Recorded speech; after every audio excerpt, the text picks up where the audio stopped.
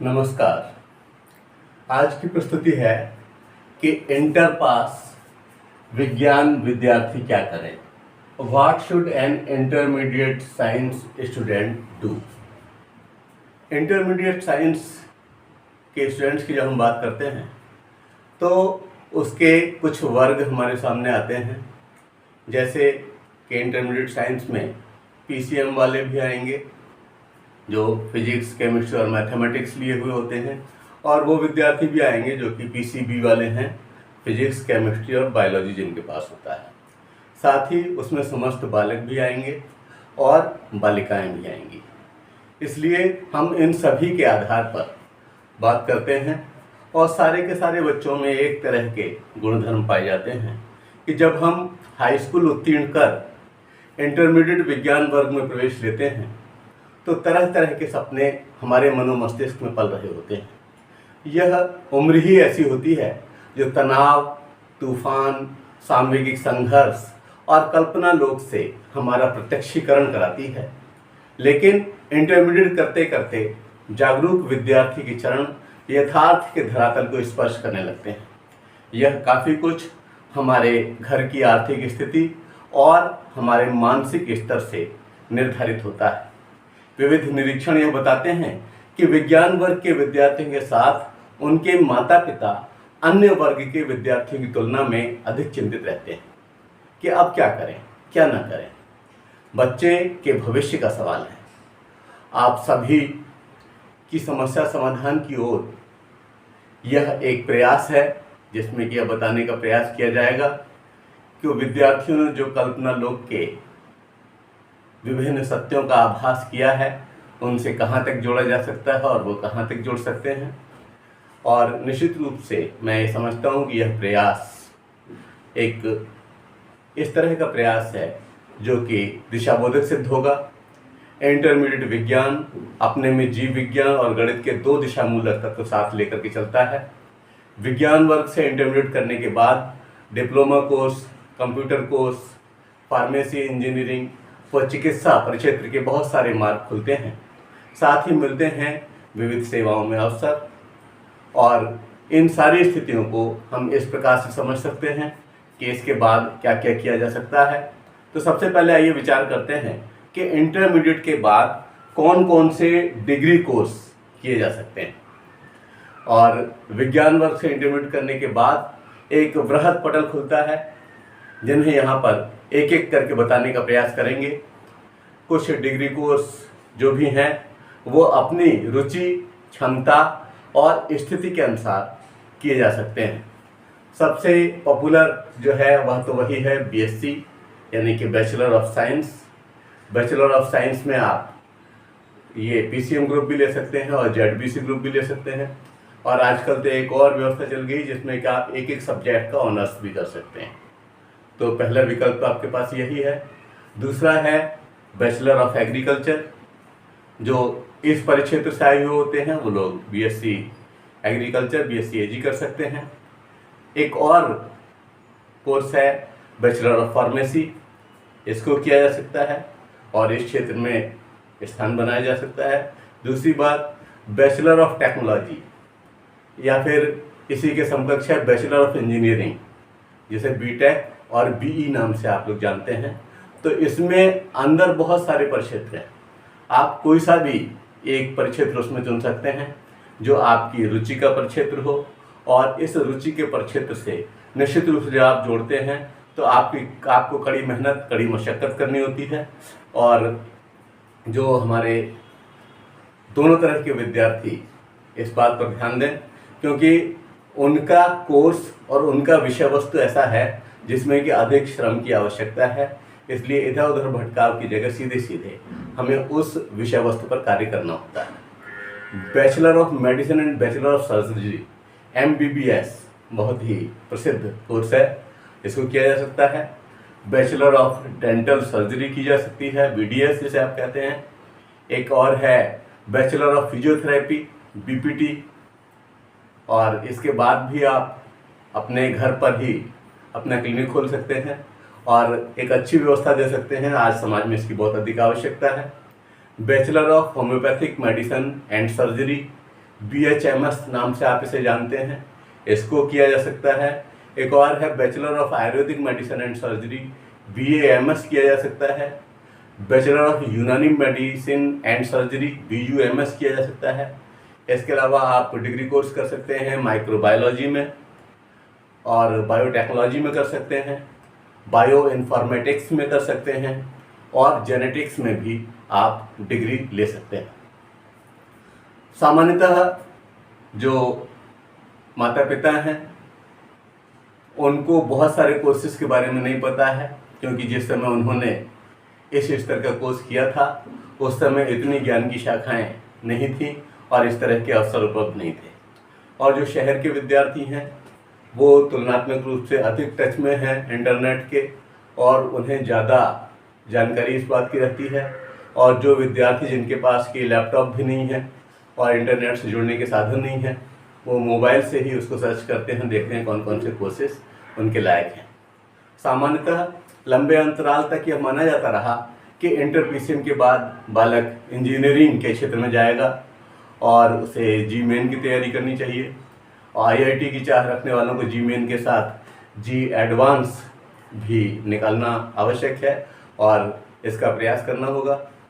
Diploma course से जुड़ने हेतु electrical, civil, mechanical, chemical, engineering, computer आदि परिक्षेत्रों से जुड़े डिप्लोमा कोर्सेज भी किए जा सकते हैं। दूसरी ओर चिकित्सा के क्षेत्र में स्थान बनाने हेतु नीट परीक्षा पास करनी होगी और उसके स्कोर के आधार पर ही यह तय होगा कि आपको MBBS मिलेगा, BDS मिलेगा, BHMS मिलेगा या BUMS मिलेगा। तो इसके लिए हमें कड़ी मशक्क़त, कड़ी मेहनत की आवश्यकता होगी। लेकिन आज आप ये समझिए कि केवल यहीं तक ही हम सीमित नहीं रह गए हैं और आज पैरामेडिकल का एक आकाश भी शीघ्र अर्थोपार्जन का जरिया बन सकता है। आप पैरामेडिकल से भी जुड़ सकते हैं। तो 12वीं के बाद PCB के जो 12वीं PCB करते हैं, फिजिक्स, केमिस्ट्री, बायोलॉजी करते हैं, उनके लिए पैरामेडिकल का जो कोर्स का क्षेत्र है उसके बारे में थोड़ी सी बात कर लेते हैं। पैरामेडिकल का एक बहुत बड़ा क्षेत्र है जो कक्षा 12वीं के छात्रों के लिए सर्टिफिकेट, डिप्लोमा और डिग्री कोर्स प्रदान करता है। तो हम अभी बात कर चुके हैं ऊपर डिग्री कोर्सेज की। हो सकता है कि कुछ परिक्षेत्र छूटे हुए हों और उन पर आप इंटरनेट की मदद से देख सकते हैं और कुछ नए परिक्षेत्र हमेशा पैदा होते रहते हैं, तो उन परिक्षेत्रों से भी जुड़ा जा सकता है। तो पैरामेडिकल का यह क्षेत्र पैरामेडिकल डिग्री वालों के कैरियर हेतु एक बहुत बड़ा आयाम प्रदान करता है। इस कोर्स के लिए न्यूनतम योग्यता 50% अंकों के साथ PCB में 12वीं पास है। 12th पास PCB के बाद पैरामेडिकल कोर्स बताने हेतु को अगर हम क्रम देना चाहें तो इस तरह से हम उसे क्रम दे सकते हैं। आप ले सकते हैं BSc in medical imaging technology, इससे जुड़ सकते हैं। दूसरी बात BSc इन एक्सरे टेक्नोलॉजी, आप समझिए ये उसी में से जो आपका पूरा मेडिकल का परिक्षेत्र है उससे अलग अलग ज्ञान की शाखाएं हैं और एक क्षेत्र में आप पारंगत होकर के तुरंत ही अर्न करने की ओर बढ़ सकते हैं। और दूसरा अगला है BSc in dialysis technology, BSc in medical record, BSc in radiography, BSc in medical lab technology. ये सब बड़े व्यावहारिक कोर्स हैं। और BSc in anaesthesia technology paramedical के क्षेत्र में है। BSc in optometry, BSc in audiology and speech, BSc in theatre technology. इसके अलावा भी बहुत सारे परिक्षेत्र अपनी जगह बनाते जा रहे हैं।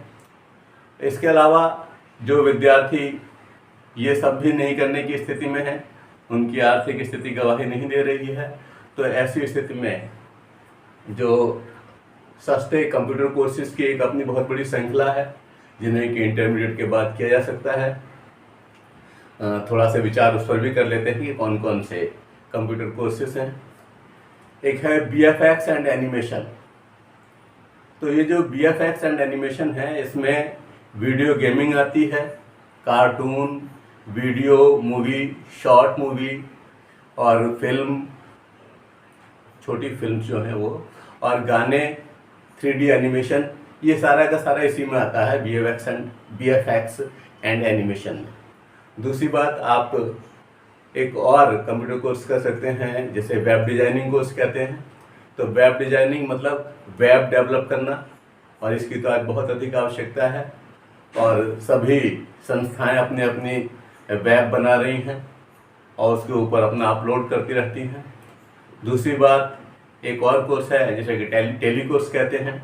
इसमें टैक्सेशन, फाइनेंशियल मैनेजमेंट और accounting management, GST, income tax return file, ये सारे का सारा जो है टेली कोर्स के माध्यम से आप उसमें कर सकते हैं और आने वाले समय में अच्छी तरह से अपने आप को स्थापित अगर कर लेंगे तो अच्छी इनकम आप प्राप्त कर सकते हैं। एक और है प्रोग्रामिंग लेवल कोर्स।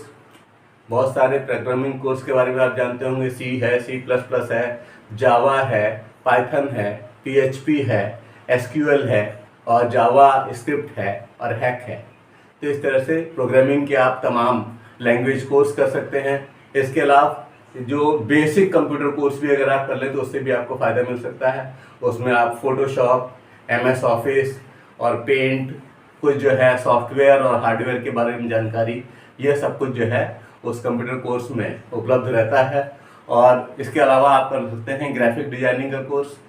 इसमें किसी भी फ़ोटो को बहुत अच्छा लुक देने के लिए और पोस्टर बनाने के लिए, कार्ड बनाने के लिए इसका यूज होता है, तो आप इसका कंप्यूटर कोर्स कर सकते हैं। और कंप्यूटर हार्डवेयर मेंटेनेंस का आप कोर्स कर सकते हैं। इससे आप हार्डवेयर के क्षेत्र में स्थापित हो सकते हैं और शीघ्र ही अपने पैरों पर खड़े हो सकते हैं। और एक है डिजिटल मार्केटिंग का। डिजिटल मार्केटिंग का आजकल बहुत कुछ चल रहा है। इसमें विज्ञापन चलाना सीख सकते हैं, सर्च इंजन मार्केटिंग पर बात कर सकते हैं, ईमेल मार्केटिंग सीख सकते हैं आप, और इससे जो है आप अच्छी अर्निंग कर सकते हैं। और एक आजकल देख रहे हैं कि ऐप बना करके उसका प्रचार करके उस पर काफ़ी कुछ किया जाता है, तो वो ऐप डेवलपमेंट कोर्स है। तो ऐप डेवलपमेंट कोर्स भी आप कर सकते हैं, तो उससे भी काफ़ी कुछ सीखा जा सकता है। और आजकल जो साइबर क्राइम हो रहा है तो उसके लिए साइबर सुरक्षा का कोर्स है, उसे आप करके मदद कर सकते हैं दूसरे लोगों की और समाज को सुरक्षा प्रदान कर सकते हैं। एक और कोर्स है कंप्यूटर नेटवर्किंग का, तो कंप्यूटर नेटवर्किंग का कोर्स कर सकते हैं। आप ये समझिए कंप्यूटर के प्रभाव में निरंतर वृद्धि हो रही है और रोज़ नई नई शाखाएं निकल रही हैं, तो आवश्यकता है इस बात की आप इससे जुड़ा हुआ कोई भी कंप्यूटर कोर्स कर सकते हैं और सॉफ्टवेयर डेवलपमेंट कोर्स कर सकते हैं और हार्डवेयर डेवलपमेंट कोर्स कर सकते हैं। आप इस तरह से कंप्यूटर परिक्षेत्र में स्थापित हो सकते हैं। तो कहने का मतलब यह है कि BSc अगर आप नहीं भी करते तब भी आपके पास बहुत सारे विकल्प हैं, और BSc करने के बाद तो बहुत बड़ी विस्तृत श्रृंखला खुल जाती है। तो आप इंटरमीडिएट PCB के विद्यार्थी जो कि साइंस वर्ग से जुड़े हुए हैं, मैं समझता हूँ उनको बहुत सारे कोर्सेज के बारे में सामान्य जानकारी दे दी गई है, तो वे इन कोर्सेज के बारे में जान सकते हैं, समझ सकते हैं। अभी समय है और अभी परिणाम के बाद में भागदौड़ बहुत तेज होगी, तो उससे पहले आप ये तय कर लें कि आपको जाना है किस परिक्षेत्र में, आपकी स्थिति किस तरह की है, आप क्या कर सकते हैं। बीच में से लौटने पर आपका वर्ष खराब हो जाता है। इसलिए जो भी बच्चे इंटरमीडिएट विज्ञान वर्ग से निकले हैं, चाहे वो गणित वर्ग के हों चाहे वो जीव विज्ञान वर्ग के हैं, दोनों बच्चे अच्छा डिस्कशन कर लें और अपने माँ बाप के साथ भी खुल करके बात करें कि हाँ मैं इस क्षेत्र में जाना चाहता हूँ, और उसके बाद उनकी आर्थिक स्थिति वगैरह को भी संज्ञान में रखते हुए आप परिक्षेत्र का चुनाव करें। आप समझिए निराशात्मक स्थिति तो बिल्कुल भी नहीं है, और पूरी तरह से आशावादी होकर के आप जिस क्षेत्र से भी अपने आप को जोड़ें, पूरी तरह से उसमें तन्मय हो जाएं और निश्चित रूप से सफलता आपको मिलेगी। आप समझिए किस काल में श्रीमद् भगवद गीता में श्री कृष्ण ने कहा कि नियतम कुरु कर्म तो कर्म ज्यायो है कर्मणः शरीर यात्रा पिच तेन प्रसिद्ध ये कर्मणः। तो जब आप ये तय कर लेंगे तब आप निश्चित रूप से सफल होंगे। और अगर आप तय नहीं करते, आपका मन चंचल है कि आज ये वाला डिग्री कोर्स अगले साल छोड़ दिया, अब इस वाले में एडमिशन लें, तो इस तरह से हम किसी मंजिल तक नहीं पहुंच सकते। तो आवश्यकता इस बात की है कि इस वीडियो को आप देख लें, 1-2 बार देख लीजिए और अपने बड़ों से राय ले लीजिए, और जो भी परिक्षेत्र आप चुने पूरी तरह से उसके प्रति समर्पित हो जाइए, परिश्रम कीजिए, क्योंकि विज्ञान वर्ग से अगर आप जुड़े हैं और विशिष्ट ज्ञान की लब्धि को आप बनाना चाहते हैं तो इस समय श्रम तो करना ही होगा। आप सबका बहुत बहुत धन्यवाद। जय हिंद, जय भारत।